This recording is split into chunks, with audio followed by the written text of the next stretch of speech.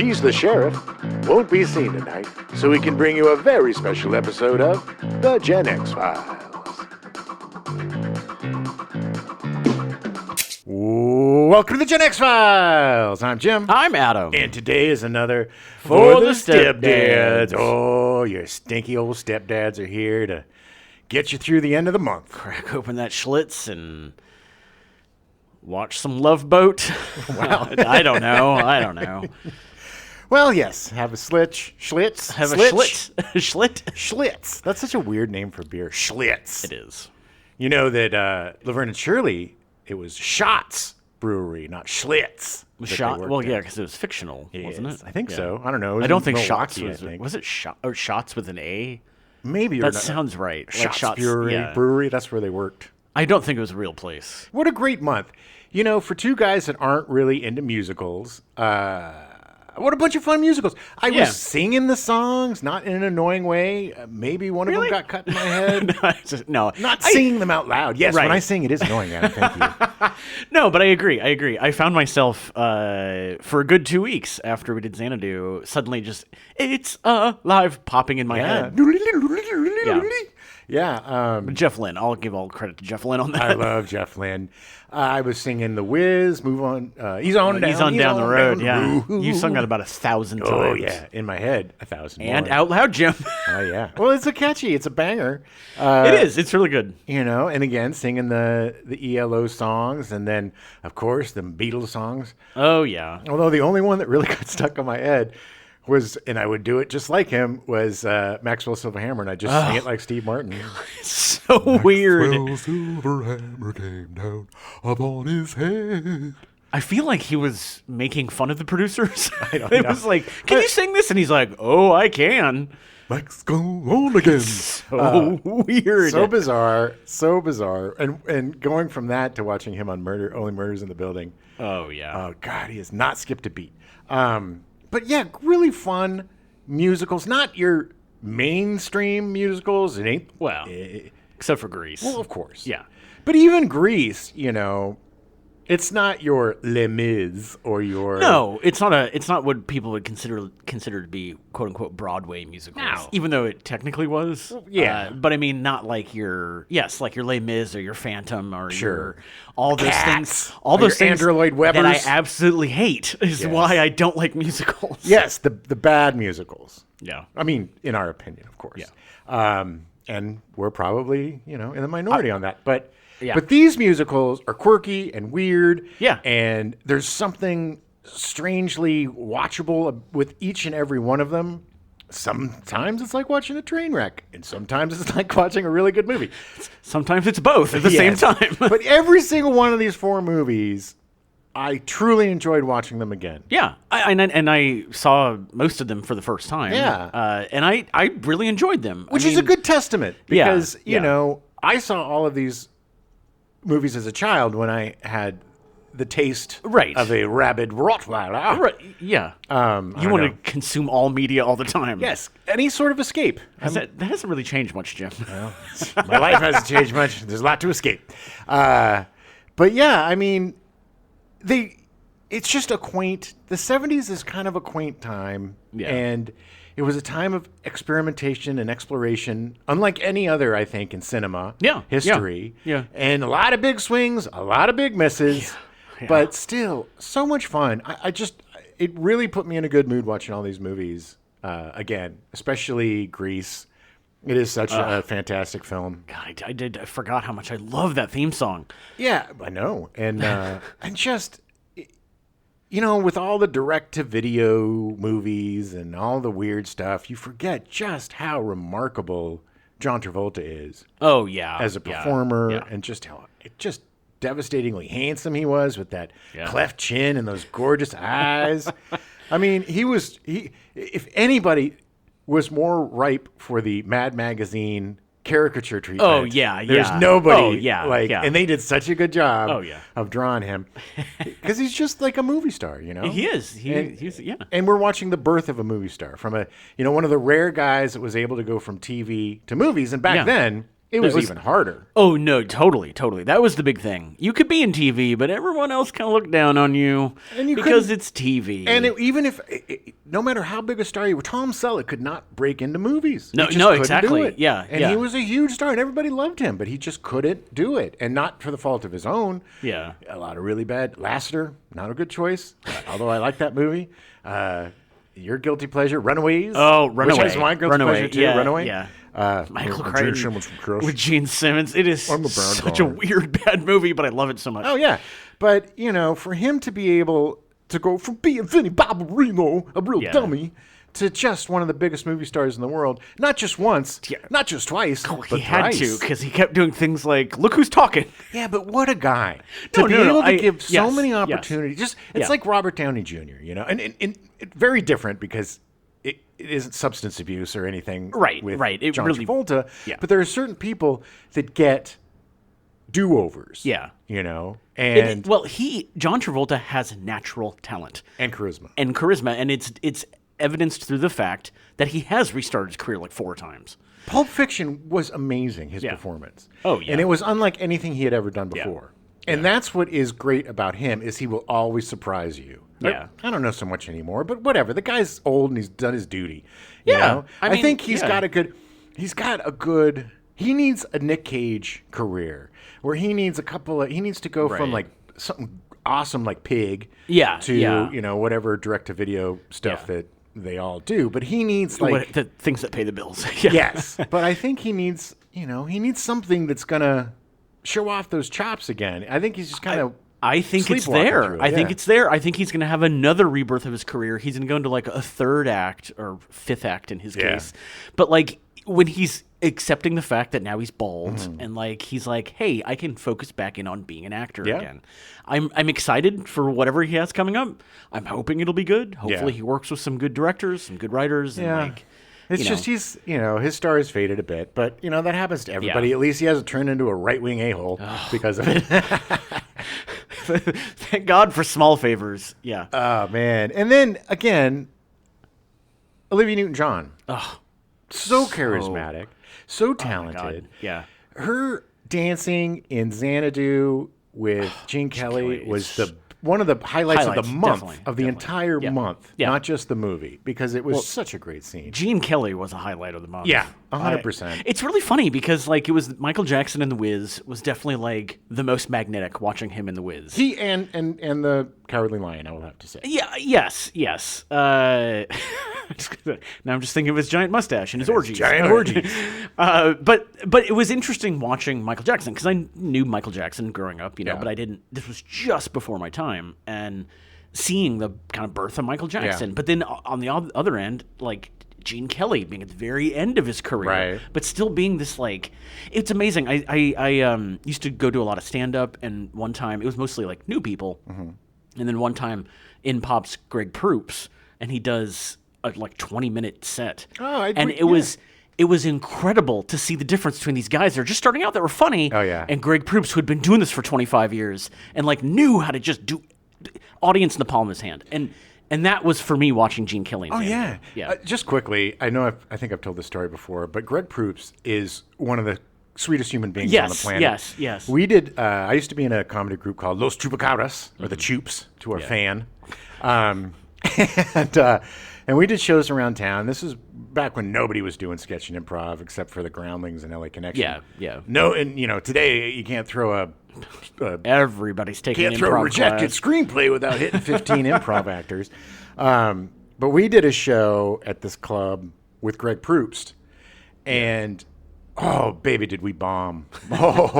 Because improv is not good for a bar, And our improv wasn't hi, guys, we're doing some games. We need to make it. We did scenes and stuff, It was more just like sketch. Stuff you should pay attention to. Yeah, and it wasn't the right venue. And so we were just bummed, and we're at the bar, and Proops is there, and he's like, look, guys, this isn't the place. You guys were great. This isn't the place for improv. And, you guys are brave to do it.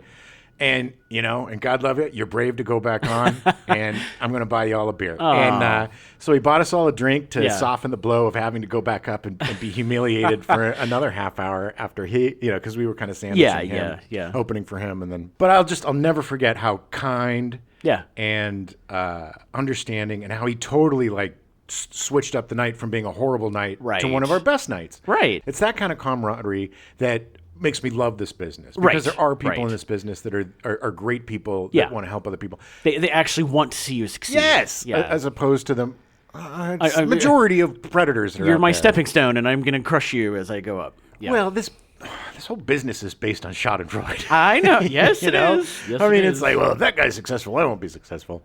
But regardless, anyway, watching the birth of Michael Jackson as a star, and dancing and all that stuff. Watching the birth of Michael Jackson, and actually watching the birth of Michael Jackson. I've seen it. It's very graphic. He moonwalks his way out of the womb. Of course he does. It's really goopy. But also, watching the swan song of Gene Kelly, and watching the growth of Olivia Newton-John, and watching the beginnings of John Travolta as a movie star. Oh yeah, and watching old Tucci is Sonny, with his crow's feet and 5 o'clock shadow. You mean everybody that was way too old? Yeah, and just, watching Steve Martin and Peter Frampton and Earth, Wind, and Fire and all these great groups in their prime, the Bee Gees in their prime. It was just a really fun month of great musicals for people that don't really like musicals. Yeah, I agree. I'm not a huge musical fan, and I found at least something in each of them to be good. Yeah. And it's not, I think The Wiz is the only one that I got kind of bored with. Yeah. But it also was just kind of long. Right. Like it could have been cut down. But great music in all of them. All of them are great music. Yes. And it was fun. I mean, they were fun. They're fun to watch. I liked Xanadu way more than I thought I would. And Sgt. Pepper's. Yeah. Like, I was really surprised. Yeah, I think Sgt. Pepper's needed the 40 years of grace period for people to enjoy it. No, look, if you've never, most of you probably have never heard of half of these movies. Yeah. And if you're an adventurous soul, watch them. Yeah. You should. If you like music, if you like happiness, watch these movies. It was a fun month. It was a really fun, surprisingly really fun month for two guys that aren't the biggest fans of musicals. Yeah. In fact, it inspired me to write a musical about John DeLorean and how he finds a time machine and goes back in time and falls in love with Robert Zemeckis. Okay. It's a musical. Okay. It's going to premiere down the corner in 3 weeks after I write the music. Yeah. Wow. Can I be in it? Sure. You can play John DeLorean. Really? Great. All right. I'm going to have to start doing some even know what he looks like. I don't even know if he's still alive. I think he's dead. But he had white hair from all the cocaine. It was in his hair all the time. He just would shake his head, and they'd be like, "Oh, you got bad dandruff." He's like, "Snort this dandruff, baby." Yeah.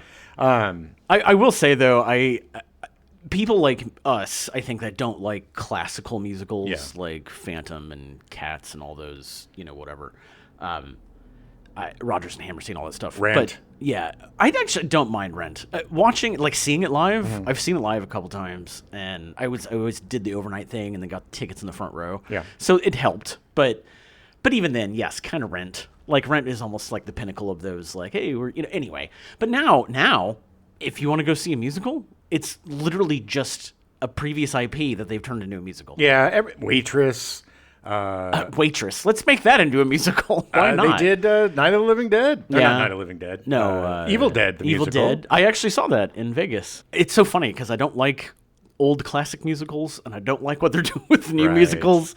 So it's kind of like, Hey, look, I don't begrudge it. People hate video games. People hate most of the stuff that I love. And so I'm not going to poop on somebody else's parade. No, totally. I mean, if you want to like that stuff. But I will say... If you want to like that stuff, idiot.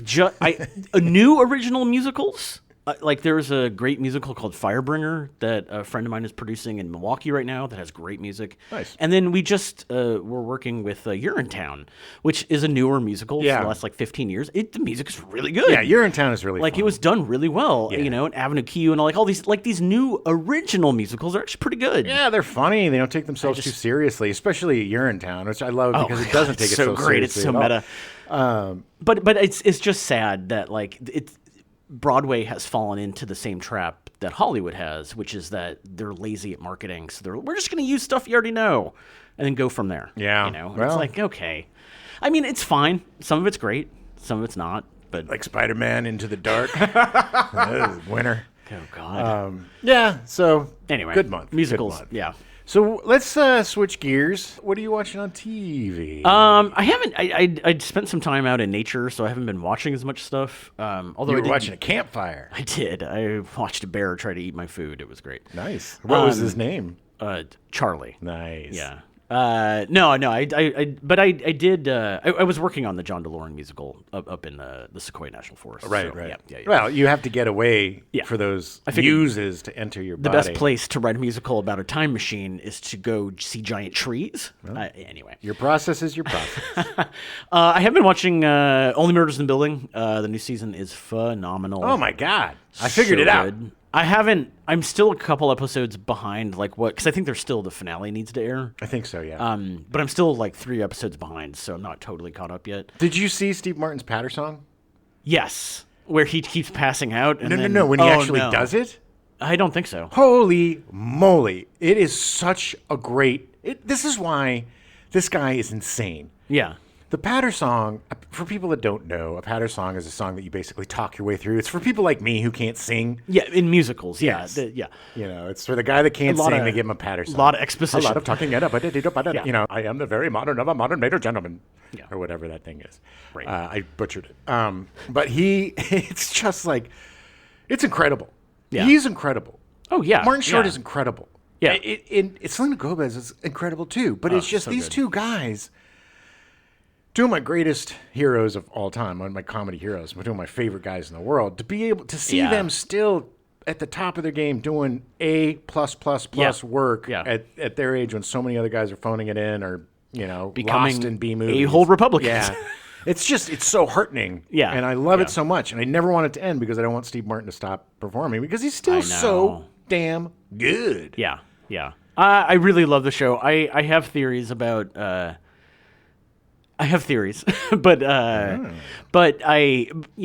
part of the fun is that I like trying to figure out the mystery, but at the same time, I just want it to wash over me, so I try not to think too hard about it. Yeah, because I feel like then I'm missing the good performances and stuff. And there's just so much. And what's funny, talking about turning everything into a musical, that's the thing right, about that's this the whole season. theme of that season, or the show part. It's like the show ends and they have to bring it back. So Martin Short has the brilliant idea to turn it into a musical. Razzle dazzle something dazzle. Yeah. So dazzle. So it is actually very apropos for our month, considering. But if you're not watching that show, you're an idiot because that show is wow. Hey, look, man. It's true. If you're not watching that show, you should watch the show. Standing on my very soapbox. Good. It is extremely entertaining. It's very well written. It's one of the best shows on TV right now. Yes, one of the best shows in the last many years. Oh yeah, yeah. And you get the joy of watching two of the greatest comedic minds collaborate together. One of the greatest comedy teams ever. Ply their trade. I'm pretty sure since the last time we did a Stepdad show, we finished the new season of What We Do in the Shadows. I don't think we talked about it last time. Maybe a little bit, yeah. I don't know if we talked about the ending. I feel like it feels like if the show were to be done, done, I would be okay with that. Yeah. No, they did a good job but they do that every season. That's what I love about this show, is it goes cuckoo bananas, right? Nutso butso. And then it all kind of just goes right back to normal and resets itself at the end. There's never cliffhangers. This end of the season felt that times like 1,000. Right. Like it was almost like they were like, you can go back and watch the first episode again, and it's literally exactly the same. No, yes, and you're right. If they do end it, which I hope they don't. I hope they don't either. I think there's a ton more. Still a great show. Yeah. Stories to tell with these guys. But you're right. If it is the ending, it's a satisfying ending. Yeah. But other than that, started watching a bunch of Halloween stuff. I watched The Invisible Man Returns. Nice. The sequel to The Invisible Man. Not nearly as good. No. And then I started watching The Invisible Woman, which funny enough, has nothing to do with the other movies. Yeah. It's actually a screwball comedy. The first thing is a butler falling downstairs. Okay. I was like, wow, they're going for it. But the acting's really good, and it's fun. I'm really a big fan of the old classic monsters. So the Universal Monster movies. Peacock has a bunch of them on there, so like I've been trying to catch up. And the best news of the month, Paramount Plus finally has a PS5 app. Yes. So I started watching Twilight Zone again. I watched the first 2 episodes and the original pilot of Star Trek. Nice. The original one that only had Spock, otherwise everybody else was different. Oh, it had Pike, right? Yeah, Pike. It was good. It was very cerebral and whatnot. Not a lot of action, but it was good. A lot of. Yeah. But then I have found an anomaly. They literally, when they started the season, they were kind of writing them in order, but then they aired them out of order. So it was like it just jumps in and it's like, okay, here we go. Yeah. Captain Pike is the star of Strange New Worlds.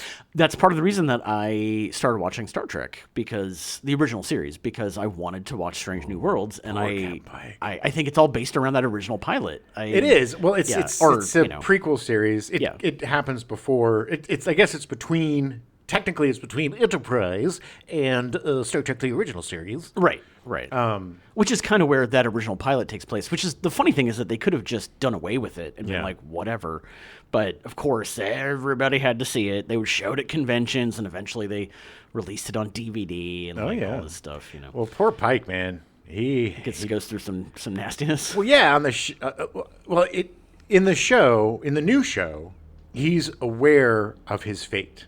Oh, okay. And his fate is the same as his fate on the original show, which I don't remember exactly what happens, right? But he ends up in this box, like this wheelchair box, and he's weird. just all disfigured, and he can only communicate with beeps. Oh, it's like, weird. Beep. And it's like yes or no beeps. It's like, Captain Pike, did you blobbity bloop? Beep. And he's just, wow. Yeah. Wow. So weird. Okay. Well, that makes there's me that sort of Damocles excited to watch more over of the show. Pike on this, but it's interesting the way because he could, in a way, avoid his fate, but by doing that, it would cause the death of so many other people that he's kind of accepted it, and he's just kind of easing his way towards it. It's very interesting. It's a very interesting character component. Yeah. For and Strange New Worlds is my favorite of the new. Yeah. I'd say. After watching the 3rd season of Picard, I'd say it's pretty close between Picard and Strange New Worlds, but it really captures the feel and the fun of the original series in a way that the other, because Star Trek got a little serious. Yeah. After Next Generation, after that, all the shows kind of folded and they went to movies, and they kind of lost the fun a little bit. I agree, and it definitely seems like Strange New Worlds is that. Oh so, yeah, it's definitely worth a look.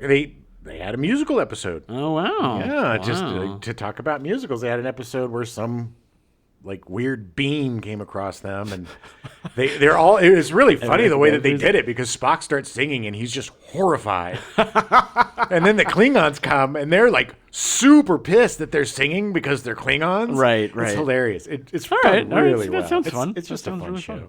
Fun. We've also been watching Ahsoka. Yes. You want to talk about Ahsoka? Yeah, we have an episode to watch today. We're, I think, one behind. Yeah. We just haven't watched this week's. Yeah. I love it. I think Ahsoka's great. As a fan of Star Trek Rebels, it's really fun to see them all kind of come to life. And I think it's great. Yeah. Ray Stevens is great. It's just so sad. Sad. God, he's such he's a so good. big dude, too. God, he's just he's like so, an imposing figure. He's so good in the show. And I'm just so sad. I'm more, this sounds really bad, but I'm more sad that he didn't get to do more Star Wars. Yeah. Because his character is so interesting. Yeah. I mean, we'll see what happens at the end, what happens to his character if he survives the season, who knows. But Rosario Dawson's doing a great job. Yeah. I have no complaints, really. No. It's interesting. I'm really curious to see where they go with it. I'm curious to see the episode that's this week's episode. Admiral Thrawn is one of the best Star Wars villains ever. Yeah. There's a great book trilogy that isn't canon anymore. No. Although they've pulled in a lot of elements. Well, Dave Filoni loves. He was a huge fan of the Heir to the Empire. Heir to the Empire. Or Shadow of the Empire. No, Heir to the Empire. Yeah. Heir to the Empire. It's a great trilogy. It's basically what the 7, 8, 9 would have been. Should have been. Yeah. But. What are you going to do? Lucas sold the company instead. Exactly. But we got Dave Filoni bringing it all back. And you got Mads Mikkelsen's brother playing Thrawn. Lars reprising his role from Rebels. He was the voice. I like that he's in all the cartoons. Like, he's this tall, extremely skinny man. And Lars just has a pot belly. Yeah, little pot belly. It's so cute. It's just like, his little blue pot belly. He's been eating a lot of stormtrooper butts. Well, I mean, he's been stuck out in the middle of nowhere for a while. They have to eating stormtrooper butts? They have to cannibalize Adam, like alive. Oh, it's not a sexual thing. No, it's a survival thing. I Where's just thought the food coming his from? race got fat when they ate butts. No, I don't think so. The chiss. Oh, chiss. Yeah. But I will say, as someone who was a huge fan of the Heir of the Empire books when those came out, because when I got to be of age, like, they were doing no Star Wars stuff. It was just like, until obviously episode 1. Yeah. But between 83 and 97, that 14 years, there was nothing. Yeah, there was Droids, the cartoon. Nothing. And there were the 2 Ewok movies. But I said, they just took the lamest parts of Star Wars. All we got were lame Star Wars stuff. The teddy bears and the droids. We didn't get no Han Solos, no Landos Calrissians, no Princesses Leias. The only expansion of the universe was in books. Yeah. And it was some of good my books, favorite too. books. Yeah. Timothy Zahn is an amazing writer. Yeah, if you're a Star Wars fan and a reader, go buy your thrift store. I'm sure you can find all of them there for nothing. There are backstory, like canon now, Thrawn backstory novels. I think there's 6 of them, if I remember correctly. Oh, really? Which I want to read at some point, but they've been written since Disney took over, so they're all canon. Okay.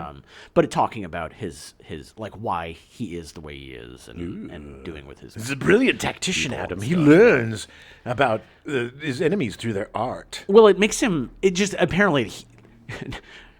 Humanizes him a bit more, even though he's not human. But like it gives you more reason as to why motivation as to why his motivation was basically to save the Chiss, and yeah.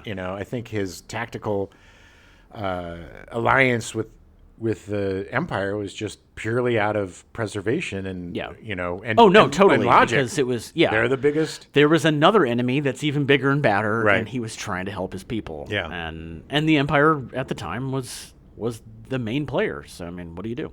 I don't know. I guess you just try to kill everybody, and then you get taken by a young Jedi and a bunch of whales into the no-no zone.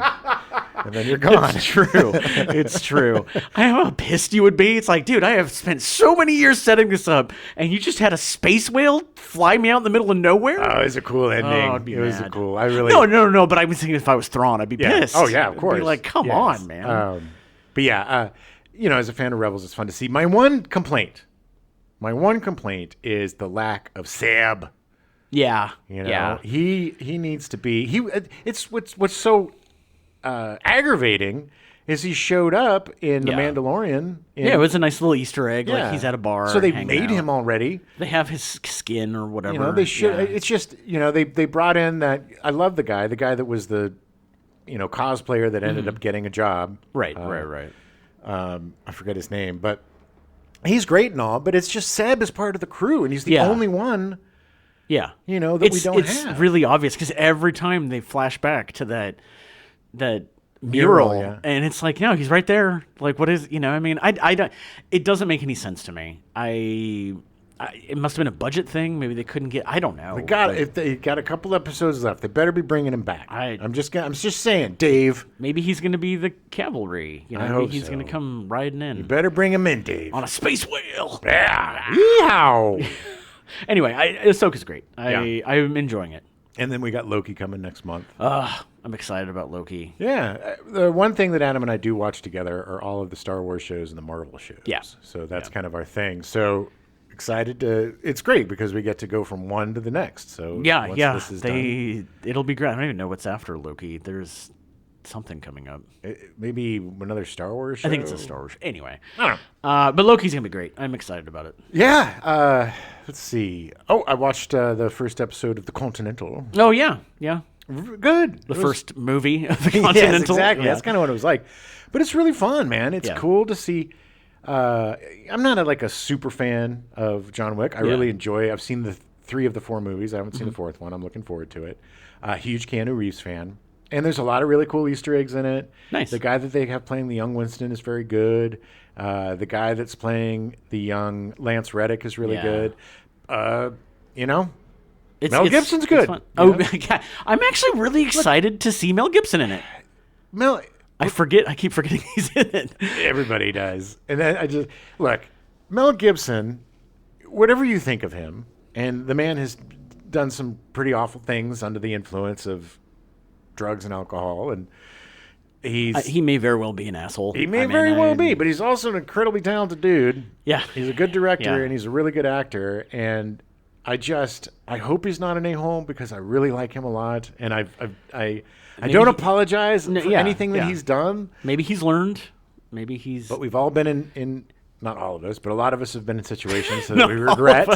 But look, if Jodie Foster is giving him another chance, then I think it's worth to give him another chance. Sure. I mean, look. I trust her judgment. If the guy is still an anti-Semite and a misogynistic, homophobic piece of S, then F him. Yeah. But if he's, grown and changed his ways, then people deserve a second chance, I think. Yeah. If they grow. But regardless of all that, it's a really good show, and I'm looking forward. I think it's every Friday they have a new episode. There's 3. Yeah. I was able to see John Wick Part 4 on a plane coming back this summer. It's good. It's really good. It's very long. I don't know. I'm assuming they're going to do more of them because it made a ton of money. So, I mean... Well, they have the ballerina offshoot movie. That's true. That's coming out. So they may just start doing... Because I think Keanu Reeves is getting a little tired of playing. Oh, it's very apparent in John Wick 4. I mean, the guy's 60, man. Yeah. It's just like, give these guys a break. But they also... That was kind of worked into the story. So it's like, it's not like he just shouldn't be doing this anymore. It's like, no, it's part of his character is that he's been doing this for a long time. I like that. I like when they humanize the character. They're not superheroes. Right. They're, like the best example of that is Indiana Jones, who's a very destructible character, and you see the damage. And it's not the years, honey, it's the mileage. Man, that's got to be coming out and streaming pretty soon. Yeah, look, if you have not seen you can rent it. It's definitely worth it's available for rent. Buying or renting. If you haven't seen Indiana Jones and the Dial of Destiny, do it. If you're an Indiana Jones fan, if you're an Indiana Jones fan, you're gonna love this movie. It's so good. Unless you're, unless you just hate everything. Yeah, unless you're just a sad person inside. But I'm excited to see it again. Yeah, me too. I'm really excited to see it again. I watched the first 2 episodes of Krapopolis. Oh yeah, how was that? Very good. Dan Harmon's new show.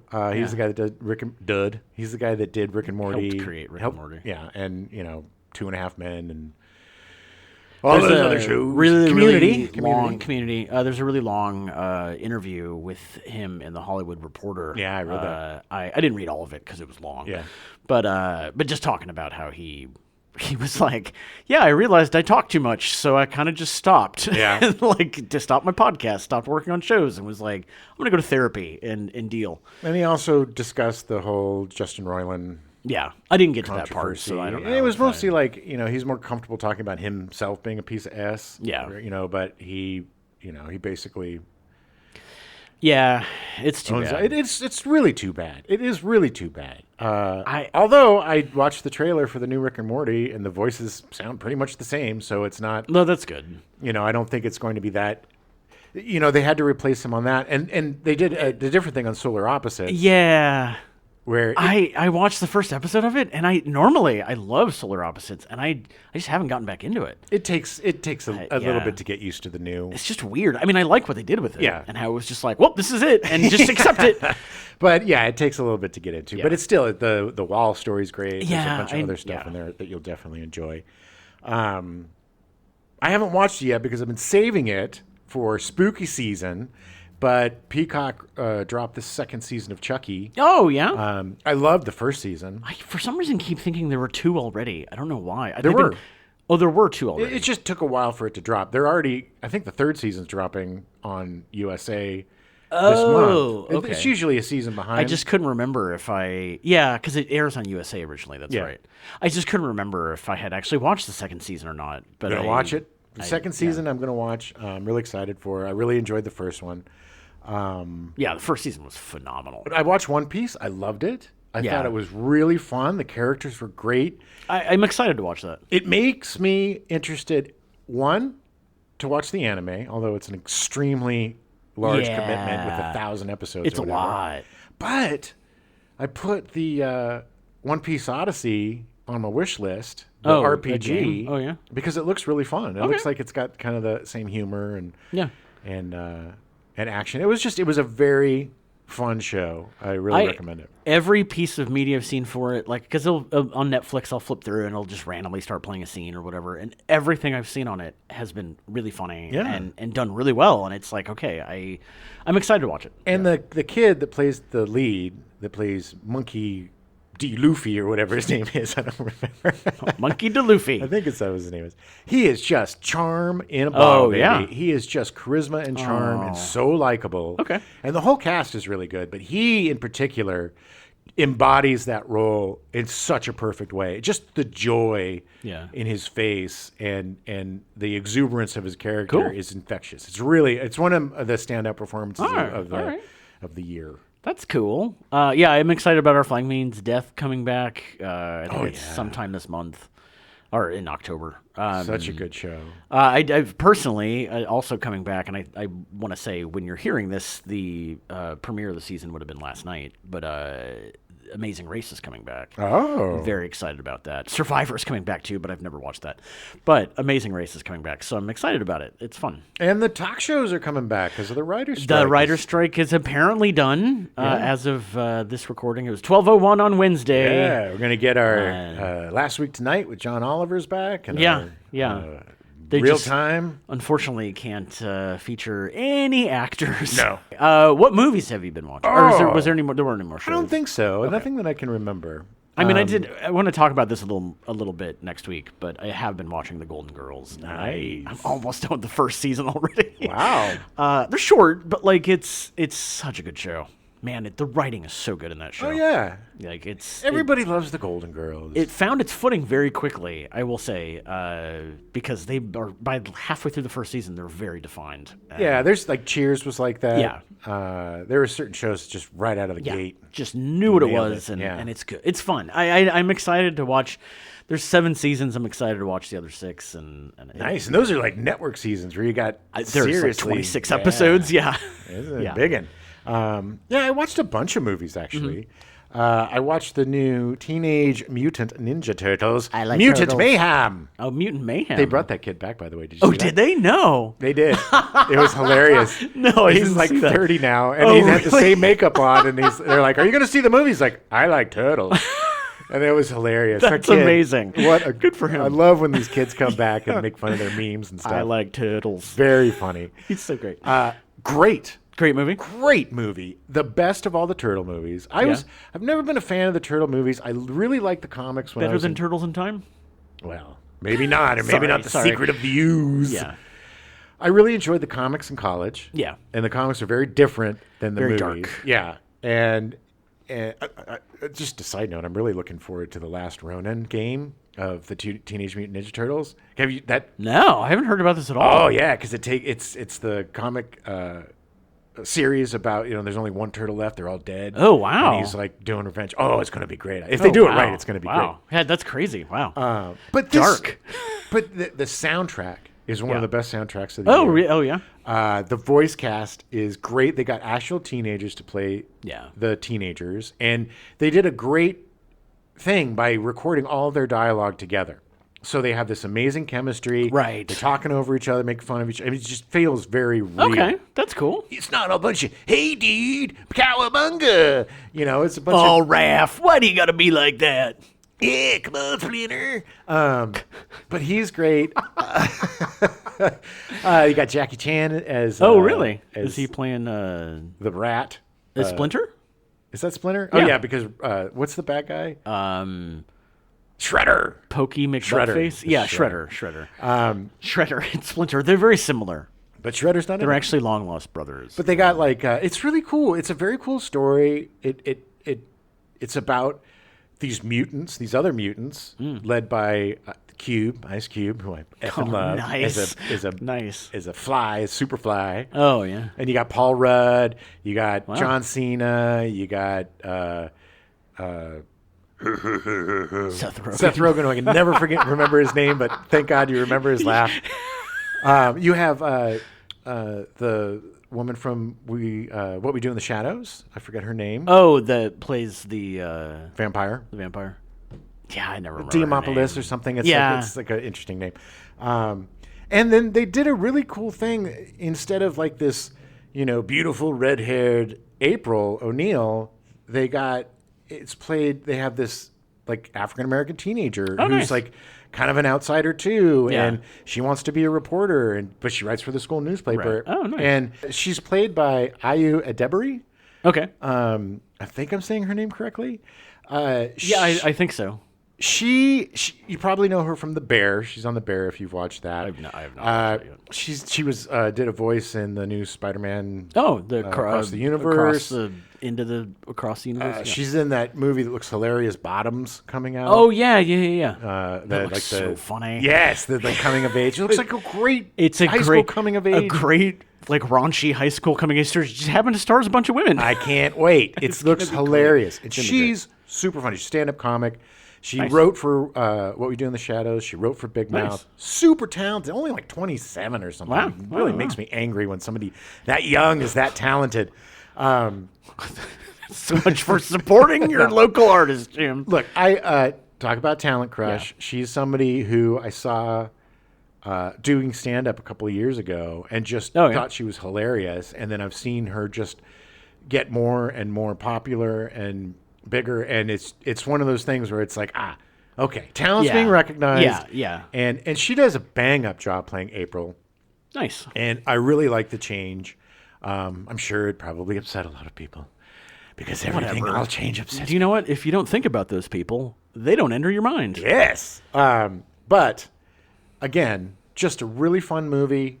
Really well written, an amazing soundtrack. It looks really good. And the animation is this weird cross between like animation and claymation. Yeah. And very unique. And just, it's sad because I think like the 70s, we're kind of in this place where there is some experimenting going on now. Yeah. But it's just completely like, well, F that now, because if it doesn't do well right away, I think it's going to do, I think the whole streaming situation is effing with a lot of movies. Yeah. Because, and it's, hey, I'm the same way. Like I'll just be like, I'll be on streaming in 2 weeks. You know, because it used to be, you would have to wait like 6 months for something to come out on video and then to see it. So it's like behooves you to go to the theater. Right. But now with the new streaming model, it's just like, well, if I wait 2 weeks or a month, I'll get to watch it, Turtles was still in the movie theaters like a month ago. So I mean, the friend I had dinner with last night, that was the last movie they saw, and it was like, the end of like July or beginning August, and I was like, August, it just came out on streaming. So I mean, but if you have, it's on Paramount, right? Yeah. If you have Paramount Plus, definitely check it out. Yeah. If you got kids, watch with the kids. If you don't have kids, still watch it anyway. It's going to be a lot of fun. I watched also The Wrath of Becky. Which is the sequel to Becky. I added both of those to I haven't seen either of them yet. Becky, they're fun. Becky was this movie that came out a few years ago, and Kevin James played the bad guy, played like this white supremacist guy, and he was excellent in it. Yeah, he was really good as a bad guy. This was not Becky. This was something else. This was Becky, the first Becky. Oh, I thought, okay. Okay, and then Wrath of Becky is the sequel. Okay. And then they have Sean William Scott playing the bad guy in this one. And they bring Becky back, and she's got to do revenge again. Okay. Not as good as the first one, but still fun. Fun? Okay. And I really like the actor that plays Becky. He's really good.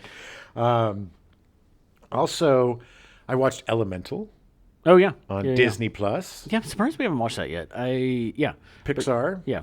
Great movie. I mean, it's a Pixar movie. It's cute. It's deep. It's beautiful. Lots of colors. It was amazing to watch. Fun story. Very colorful. I recommend it. Theater Camp. Yeah. Again, with Ayo Edebiri. She's in it. Yeah. She's hilarious in it, too. Theater Camp was great. Like, I didn't go... As a kid, I was a child. I wasn't a child actor, but I acted as a kid, you know.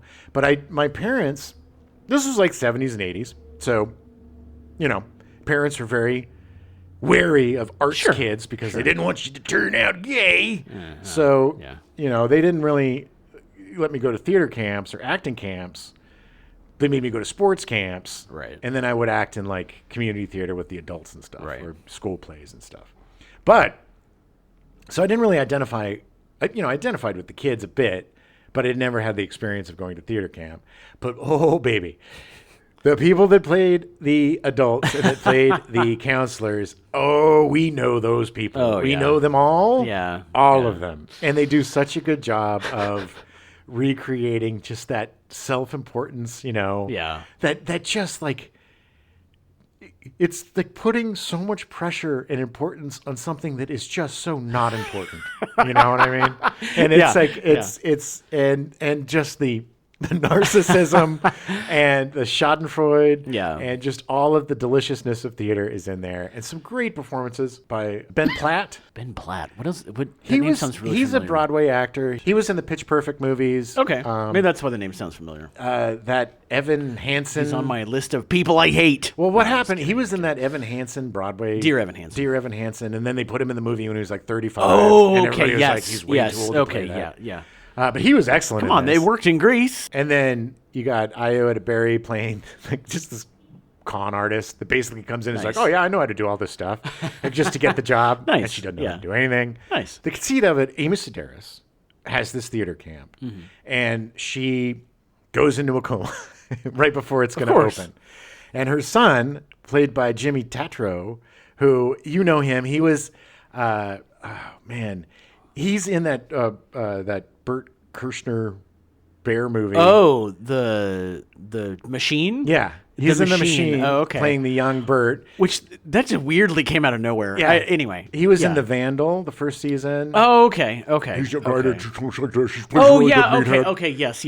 I know exactly what you're talking about. So good. Yeah. Such a good actor. He's funny. So good at playing Clueless. But also just like, so very, just a very layered. I love when guys play dummies with layer, because it's so easy just to play a dummy and a jerk. Right. But this guy, there's so much going on. Him and his mom, and you know, so many things. Also, I just want to say Noah Galvin, I think his name is. He was in the show The Real O'Neills. It was a show for a while that was about this Boston family. Martha Plimpton was the mom. And, they're this whatever family, and he's gay. So it was like the kid. And it was a really fun show. He was really good in it. Just want to say, Jimmy Tatro, you were talking about, he was the fireman boyfriend, the lunkhead fireman boyfriend in Modern Family. Yes, thank you. It was funny. You know how I figured that out? Your impression of him was spot on. Thanks. I was just like, wait a minute, that sounds really familiar. Oh, he's just hilarious. Yeah. He's another guy. Really funny. Really funny. But this kid, Noah Galvin, he plays the tech guy. Yeah. And he's so good as the tech guy, but then he kind of bursts. I don't want to spoil it. Yeah. I definitely want to see this movie. That effing kid is so talented. Nice. I know he's a big Broadway guy. Yeah. I think he and the Platt kid probably have done a bunch of crap together. Oh, yeah. But he is so good. It's got Patty Harrison. You'd know her from, she's in a ton of stuff. Nathan Lee Graham, hilarious. It's just a really fun movie. And if you, it's like the mockumentary kind of thing. If you like theater. Yeah. If you like the mockumentary stuff, definitely watch it. I was really tickled by it. I really enjoyed it quite a bit. I'm excited to see it. I never did I didn't get into theater until I was in college. Oh. So but having run a theater for 10 years, pretty sure I'm going to be able to connect with this movie pretty well. Well, I wanted to be a theater kid. Yeah. But I was kind of discouraged. Right. Of course. Right. I mean, it was weird because my mom was very encouraging about my acting. Yeah. But she was also very worried about my sexuality. And also, like, trying to honor my dead father by me playing football, me playing sports, and that kind of stuff. Very complicated childhood, Adam. Yeah. Very complicated. Oh, no, I know. But yeah, definitely watch that. And then for our movie night, we finally saw Fast X. Fast 10? Is it 10 or X? Sure. I guess it's both. It's like Jason X Tomato, or Jason tomato. 10. Yeah. I don't know. What was your most disappointing feature of Fast 10, Jim? Oh, nothing. The fact that it was just half of a movie. Oh my God! Yes, what is with this? With like, this and Mission Impossible and all Yeah. these movies breaking it up in twos. Thank Yeah. you, Harry Potter and the Deathly Hallows, setting the precedent for 2 movies. Unfortunately, it's because those 2 movies made so much money. Exactly. Let's break it up. Well, it's hurting. Twilight did that. Yeah, it didn't do very well for Mission Impossible. It was the lowest rated Mission Impossible, lowest grossing Mission Impossible. Wow. domestically. Again, that movie came out. Yeah, exactly. Question mark? Again, I think, same thing with Indiana Jones. It's like the word of mouth on that was amazing. Yeah. It wasn't marketed that well. And then, again, people were just like, I'll see it on. Yeah, streaming, whatever. But, look, you and I used to watch Big Brother all the time. Every season, we would watch that show, hate ourselves for watching it. We had to drink so much to get through the episodes. 3 times a week. Oh, 3 times. It was our summer ritual. Awful. Was watching Big Brother. God, it was awful. The Fast and the Furious movies are the movie equivalent of Big Brother to me. Yeah, yeah. I like it's so fascinating to me that a movie about an undercover cop infiltrating a street racing gang that are making bootleg DVDs has turned into this over-the-top comic book, super spy ridiculously physics ignoring. They went to space, Jim. No, they did go to space, Adam. It's possible with my flying car. And look, I know everybody loved Jason Momoa as the bad guy, but it was fun at the beginning, but then it's just like, quit chewing the scenery, man. There was a moment when I almost turned to you and Phoebe and go, man, Jason Momoa is almost, I was going to say the equivalent at that point of Anton Chigurh. Like he had been like reserved enough. Yeah. And then right before I said it, it was like he flipped a switch and it was like, nope, time to chew the scenery. Let's go. Oh God, if he spread his arms out in the cross analogy anymore. Oh God. Anyway, it's just Well, hey, look at it this way. The silver lining, there's going to be one more and then they're done. Oh, that's what you say. No, that's what's going to happen. I don't know, man. Although I did also, from the friend that works at Universal, I found out last night that they're building a Fast and Furious roller coaster at Universal. They are. So look, it's who a juggernaut. Who knows? It's a juggernaut. And then they bring everybody back. Nobody dies in that movie. No. And here's the thing that really bothers me too. And this is, look, I get it. When a character dies in a movie, when an actor who plays a character dies in a movie, it's a very tricky thing to do. Yeah. But they're doing such a disservice to the character that Paul Walker played because basically the plot of this movie is this guy is coming to kill them all. Toretto because Toretto, killed his daddy in movie number 6 or 7. Who knows? Five movies ago. Yeah. It took a long time there, Jason Momoa. He was taking acting classes. Sure he was. He was busy perfecting his cross swimming. stance. Yes. So Paul Walker, his character is alive, but just kind of like not participating. His wife is around. His wife is participating, but apparently he's not. And he's with the kids. But with all of this ass going down, I know. Why You're are literally they protecting him? Your best friend, essentially your brother, is like. That's the problem, and I get it. And in the movie, his brother. Yes, and I get it. I mean, they killed off John Cena. I know. Spoiler alert. Sorry. But he'll probably come back. Worst possible way. Oh my God, with the rocket. I'm sure. It's just stupid. I'm sure it was John Cena just being like, please get me out of this. It's like a video game. It is just. I love fun, stupid movies. I like Armageddon. It's a big, dumb, goofy, stupid movie. Yes. But it works because the characters are fun. It has good characters. And good actors. Yeah. And I'm not saying that these actors are bad. I'm looking at a couple of them. Aren't very good. Well, a few of them were actually pretty good at the beginning, but they've definitely settled into, this is what you want. Okay. Yeah, it's just they also don't know what to do with Ludacris anymore. Yeah. They don't know what to do with is it Tyrese Gibson? Yes. Yes. They don't know what to do with him anymore. There's just too many people.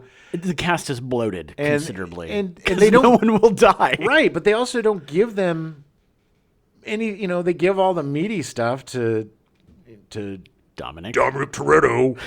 To Vin. And anyway, it's just, I get it. I get people loving these movies. Yeah. I wish I could love them because I love schlock. You Yeah. know me. I'm not like the... I from indie to Audi, I love every movie there is, but...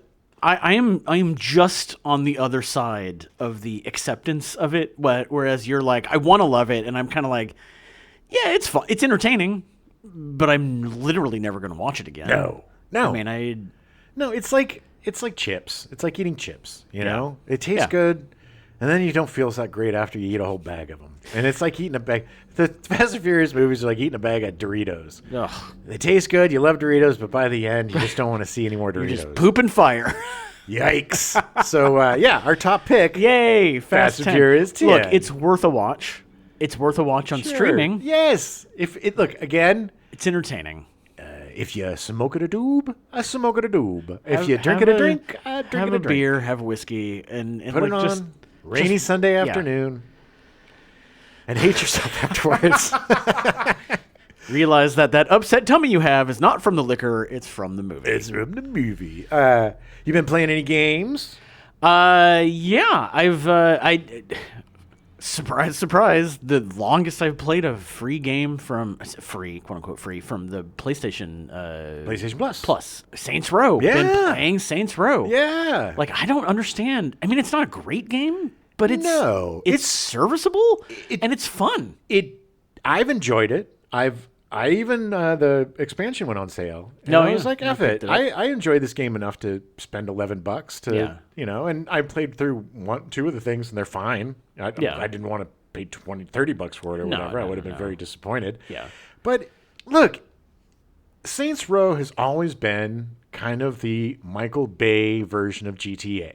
Yeah. The over the top, crazy, getting hit by cars. Fast and Furious. Toxic. Yeah, exactly. GTA. Pretty much, Yeah. Pretty much. Yeah. Not quite as crazy. No. Although it can be. Yeah, no, it definitely. Oh, my God, it can be. But I think it was 2 or 3. It was whichever one had Burt Reynolds, and I think it was the third one. I think so. Yeah. There's really no topping that. I mean, that was an incredibly it starts out with you, like, flying through a plane, jumping back into the plane, and then falling and grabbing people and shooting people. It was an incredible opening. And this new one, they just tried a little something different. Yeah. The town is fun. I've never really seen a Western setting for an open world before. They do a good job. It's a pretty world. There's not a ton to do in it. There's not a ton of interiors and stuff, but no, but I mean they definitely put a lot of time into building that game. Yeah. The character creator's great, and you can kind of play it the way you want. I played it as like a Western dude, Mm-hmm. You can pick your accent and you can design your character, and I designed kind of a cowboy guy and played through as a cowboy guy, and you're playing through as like a comic book character. Yeah, someone created when they released the comic book, when they released the creator boss creator thing, like a while ago, someone had created a skin for the Savage Dragon, which is my favorite comic book character, and I'm literally playing as him. Like, I'm playing through it like it's that character. Yeah. The story's fine, it's fun, the shooting's fine, the shooting is no different. The driving is no different, and the flying is no different than any other Saints Row game. Still kind of wonky. Exactly. It's mushy, really work. It's arcadey, but that's how it always has been. Yeah. It shouldn't have killed Volition. I mean, and Volition, they had Red Faction, they had all these great games. It's a very storied company, and it's really too bad, yeah. I think a lot of the problem, because we're playing the game about a year after it came out. Yeah. And it's been patched quite a bit. Yes. And I think over 1,000 patches. Yes. And I think, unfortunately, games are coming out now broken. Yeah. They're unfinished. It is just de rigueur to have like a 15 gigabyte patch, day one patch. At least 15. To fix these unfinished games. Yeah. Which is unconscionable, Right. Finish your damn games. Yeah. And so this game was so bugged out and effed up. I get it. Yeah. They shot themselves in the foot doing it, but now that it's kind of fixed and it works well, it's just another Saints Row game. It's fun. Yeah. The characters aren't as over the top as the past Saints characters. They're a little bit more down to earth. Yeah. But they're still fun. There's this whole like LARPing side quest thing. It's hilarious. It's really super fun. Yeah. it's a solid 7. Yeah. Yeah. I mean, I'm glad I didn't pay for it. Yes. I'm glad it was a free thing. I kind of wish they had included the DLC with it. Yeah, they should have. But they released it that way before Volition announced they were closing. So I mean, they're trying to scrape as much money as they can from it. And I don't mind giving them another extra 10 or 11 bucks. But it's, I put a lot of hours into it. It's just like, it's also, sometimes you just want some pizza. You just want an effing PB&J. It's comfort food. It's just very. Sometimes you just got to eat that entire bag of Doritos. Yeah, it's you can just go in, lose yourself for a while. Yeah. It's not too complicated. No, you're not solving a lot of puzzles and stuff. If you just want to turn your brain off and shoot some dudes and have some fun, good game. If you're a PS Plus member, definitely give it a shot. Yeah. Download it before it goes away. And also, really curious. Please let us know what you think. Yeah. Are we wrong? Do you think we're wrong? Right. Is it a bad game? I don't know. I guess it's all subjective, but yeah, I mean, I really enjoyed that game. I don't think I'll 100% it, but I'm gonna try because I know that once I put it down, I'm never gonna play it again. Yeah. Well, yes, I'm gonna definitely erase it right away. But I might try to do that. I've also, it's funny. I still play GTA online. Mm-hmm. I like to go on every once in a while, once or twice a week maybe, and try to just jump into a heist, into a Diamond Casino heist. And I found this strange occurrence that keeps happening. Mm-hmm. And it's really annoying. And I don't know if it's a thing, but I'll go into a heist. We'll get all the way through. We'll get all the money or the paintings or whatever we're stealing. We're on the way out. And right as we're about to leave, somebody drops. Somebody pops out. And then it kills it. And then it kills it. And then it's over. And I'm wondering if, again, this happened more than twice. This is something that has happened frequently enough for me to think that this is a thing for trolls to go in. Maybe it's a glitch. Maybe there's some kind of glitch that's going on. Maybe. Like somebody thinks they're done, and then it's like they're at the screen and they go away, and then it's I don't know. It's a pretty big glitch. I don't think so. I think there's a lot of people that play GTA online that are just there to ruin other people's day. Yeah. And that's unfortunate. But every once in like 10, you'll get a good group and a good thing, and you'll go through and it'll be really fun. Trying to finish Horizon. Yeah. I'm getting close, I think.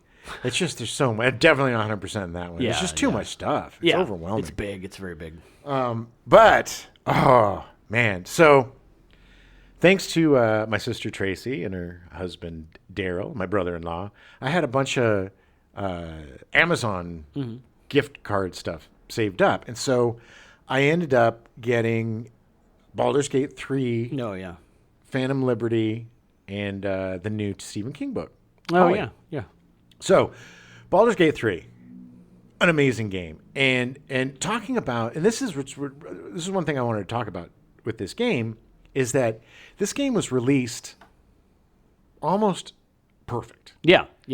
No day one patch. They've had a couple of patches to fix a few things, which makes sense because it's such a hugely complicated game. Right.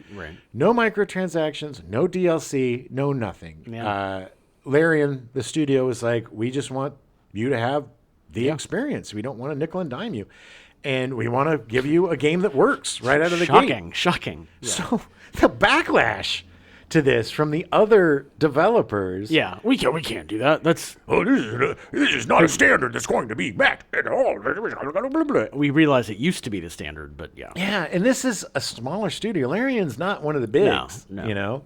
But this game is, if you're a Dungeons and Dragons fan, or even just an RPG fan, this game is so full of choice, so full of problem solving. You have to I am approaching it unlike any other RPG I've ever played, because usually RPG is like, I'll do some side quests, I'll build up my guy, I'll craft some stuff. It's just kind of like, it kind of holds your hand a little bit through it, and you can pick and choose what you want to do. This stuff just pops up. You're going to miss it. You're not going to miss it. Right. It's some of the choices that seem like really bad choices are actually really good choices. Right. It really tries to F with you a little bit, and it is so engrossing. The story is amazing. The acting is amazing. The cutscenes there's cutscenes for everything. You were watching me play. I helped this woman finish her song, and she taught me how to play a lute. And then I have this ability to talk to animals. Right. And so I started talking to these 2 squirrels that were standing there, and they're like, "Oh my God, make it stop! It's so horrible. Her singing is so awful." And you could have just completely missed that. It was there's all these little tidbits that 99% of the people playing may never see. Right. But that's the level of detail in this game, and it is one of the greatest RPGs I've ever played. Nice. I also started the expansion for Cyberpunk 2077, Phantom Liberty. Oh, yeah. They completely reworked that game. Right.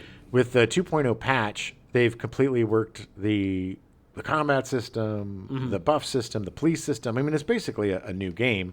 I was debating, big problems. I was debating whether to start a whole new playthrough, and then add Phantom Liberty into that new playthrough. Yeah. But I decided, no, I want to play through it with the character that I went through the whole game with. Yeah. With all of my stuff, just to kind of, and sure. It's been really, really fun. The game is completely changed for the better. The new place, Dogtown, is so alive and so well done. The opening is pretty much on rails. Not on rails, but you have to do a bunch of stuff before the world reopens for you. Right. But it's like you got to rescue the president. It's like Escape from New York a little bit. Oh, nice, that opening scene. It's just gritty. There's choices. The choices are a lot more impactful on this. Yeah. The cops are a lot better on this. There's car combat. If you were disappointed with Cyberpunk 2077 when it came out, because most people were, and you've just kind of put it on your pile and been like, okay, now is the time to bring it back. Right. I'm envious of you, Adam, because you're going to get to play it the way that it was meant to be played. Yeah, I played maybe 2 hours, if that, at the beginning. I don't remember any of it, so it's like it's brand new to me. I loved the game. I loved it. I loved playing it. It's totally in my wheelhouse. I love RPGs. I love RPGs where you do your own builds. Like my build for this one, is like a stealthy pistol sword samurai guy. Nice. And oh man, I can chop the F out of people with my just chop their arms and legs and heads off. It's just so satisfying to be able to play the way that you want to play. Like if you want to be a guy with a club jumping down and just beating people, be Shotgun Sammy. There's so many choices. Like there's so many choices that when you come back into the game, if you've played it, you have to respec all of your points because the whole skill tree and everything has changed. So you have to kind of completely redo that if you're going to stay with your same character. Yeah. It took me probably an hour, maybe a little bit longer, to respec everything. Yeah. Because there's just so much minutia and so many ways to choose. Right. And I still have a few points that I haven't put in because I'm not quite sure yet. Right. But it's just the freedom of that. I'm excited to get back. I haven't met Idris Elba yet. I just called him. Oh, I'm about to go meet him. Nice. Woo, baby. That's and that's another thing is, you get to play with Idris Elba and Keanu Reeves is back. Yeah. And it's just a little more serious. It's like this. It's totally in my wheelhouse because it's a spy thriller. Right. And I'm so excited once we finish the show to go back to playing it. That's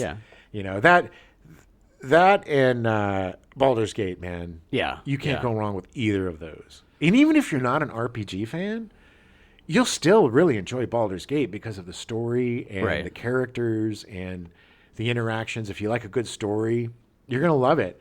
And again, if you haven't, for whatever reason, if you dust off your Cyberpunk, and even if you don't get the expansion, you still get a ton of free stuff. It's a totally reworked game. Yeah.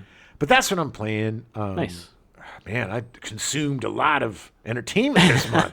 I am probably going to go to Cyberpunk after I finish Saints Row. Yeah. But I did just see they leaked 2 of the games that are coming out for October, the PlayStation Plus premium or whatever the hell it's called. Essential. The free games. Yeah, essential games. And one of them is the Callisto Protocol, which I'm excited to play. Yeah. I'm curious. I mean, at least want to try it. Oh, definitely. It looks gorgeous, but it's just a lot of the reviews have been. Yeah. But again, I think it's probably going to be a solid 7. Yeah. It'll be a fun horror game to play in spooky season. Yeah. You know what? I'm a little curious about Farming Simulator. I gotta be honest. Just going to say, I think even scarier than that is Farming Simulator 22. Yeah. I mean, honestly, I'm not a fan of playing simulator games on a console. Yeah. I need a mouse. Sure. I have Surviving Mars is really good. I have that. I've been playing it quite a bit. But the way it did the interaction with the controller is really good. So it really comes down to the mechanics. Yeah. But it's Farming Simulator. I'm curious. I'm trying to branch out. Yeah. And try new things gaming wise because I'm pretty stuck on the stuff that I like and the stuff that I play. Right. And I've been branching out a little bit. Finally now I'm not playing like 10-year-old games over and over again like some weirdo depresso. But yeah, I would like to. There's a few games that are on my radar. There's the Squanch games. The High on Life. High on Life. Yeah. Yeah, when that comes down, I'm really curious about playing that. Yeah. And Spider-Man's coming out next month. Spider-Man. Yeah. Oh baby, that looks good. Yeah. I still want to play Hogwarts. I still haven't played that yet. Oh yeah, that was great. That was really fun. And then, God, there was something. That's else something you and Phoebe could play. I think she would enjoy watching that. Yeah. Well, you get yes, in theory, that's never going to happen. Okay. Which is fine. I mean, she'll pop in once in a while, and she might be more interested. Leviosa. Yeah. Leviosa. But we'll see. I got to figure it. Yeah, I just need to figure out. It's on sale now, I think. It's still like $55. Ah. I mean, well, there'll be a Black Friday sale coming up. Yeah. And that'll, there's going to probably be some pretty good deals on your Final Fantasy 16s and your Hogwartses and your. Yeah. God, there was something. I feel like there was something else that was coming out. Anyway, but Spider-Man 2. That's on my list. I might not buy anything until that comes out at the end of October. We'll get it on disc if you do get it. We'll see. Somebody didn't get Hogwarts Legacy on disc. I know. I tried, but it was just so much cheaper to get it. Well, that's just it. Is that we'll see. I mean, I don't know. If you're gonna buy, because I didn't buy Hogwarts. I did buy Hogwarts full price. No, I didn't buy Hogwarts full price. No, I don't think you did. I got it on sale. I think it's because it was cheaper in digital. But if anyway, I haven't done any research on it, so I mean, and it's still in pre-order stuff. So I mean, like we'll see. But if you're gonna purchase it full price, do it on disc so that we can. Yeah. I'll even go halvesies. Yeah. Well, but anyway, the point is that I'm very excited to play that. Yeah, that's going to supersede everything. Yes, the original Spider-Man and the Miles Morales expansion, they're just two of the greatest games of the PS5. The replayability of those games are just insane. Oh yeah, and it's so much fun. Miles Morales is the only game that I platinumed. Oh really? Mm-hmm. I did Astro's Playroom. That was nice. the only one that I. Although maybe I did. I don't know. You have a couple of platies. Yeah. But yeah, that was I was the only one I plat because I just couldn't get enough. I think I enjoyed Miles Morales a little bit more. Yeah. Than even though it was smaller and it was just an expansion, but I think I liked the character of Miles Morales. I liked his powers, and the story was really good too. Yeah, I'm really, really, really excited about Venom and, and all this. Yeah, it's going to be interesting. It's going to be a good story. And Kraven the Hunter. Oh, is he in it too? He's the main baddie. Oh, there's a movie coming out with Kraven. Yeah. It looks terrible. It does. Aaron Taylor, what is that kid's name? Aaron Taylor Johnson? Yes. Man, he is just like every superhero from Kick-Ass to Quicksilver to... So funny because he looked so kind of skinny and wimpy in the first Kick-Ass, and now he's just this giant dude. He is huge. Yeah. He was so good in... What was it? Was it Bullet Train? What was the name of that train? With Brad Pitt? Yeah. Yeah, Bullet Train. Bullet Train. He was so good in that. Yeah. Oh, yeah. Where he actually used his real accent. I think he would be a good James Bond, actually. Next month we got a big old we did the 70s horror movies. We did the 80s horror movies. And now we will do the 90s horror movies. I don't know what we're going to do next year. The 2000s. Yeah. But we got some really good ones coming up. So excited about Opening October. up with one of our absolute favorites, Tremors. Oh, it's such a good Kevin movie. Bacon. Such a good movie. You'll get that bacon sizzling. Kevin Bacon and Fred Ward, man. There should have been 18 movies with them in it. They were so good together. We also have a little Candyman.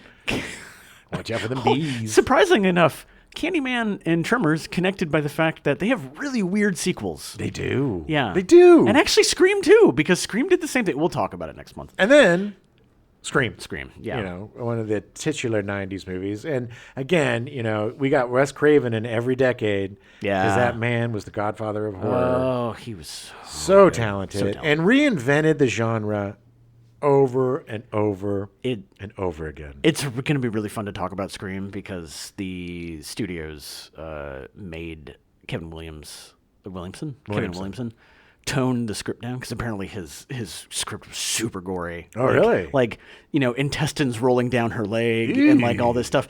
And they made him like cut all this stuff. Ow. And then Wes Craven came in and was like, yeah, we're going to add some of that back in. Nice. Like, he's like, no, we need this. You need viscera. Yeah. That makes a good Anyway, horror I am movie. very excited. All three. I haven't seen Candyman in forever. Me too. Scream. First time I ever got really drunk and threw up. I was watching Scream. Super fun. We'll talk about that All at right. the end of the month. Special stories. Yeah, it's great. I'm excited. Well, that's it for your stepdads. Have a great week, and we'll be back next month with some spooks. I watched the new Teenage Mutant Turtles. The Teenage Mutant Ninja Turtles. I just forgot my thought. Paul Walker. Oh. Have it. We now return you to your regularly scheduled programming. Benson, already in progress.